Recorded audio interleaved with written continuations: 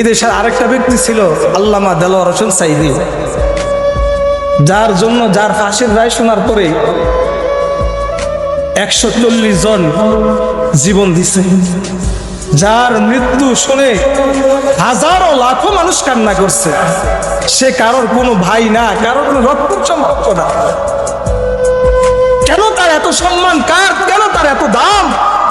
কেন তার এত ইজ্জত? আল্লাহ তাআলা এত মাকাম বানাই দিয়েছেন একটাই কারণ, কোরআনের বরকতে, কোরআনের ইলমের বরকতে আল্লাহ তাআলা তার সম্মান, তার মাকামকে আল্লাহ তাআলা বাড়িয়ে দিয়েছেন।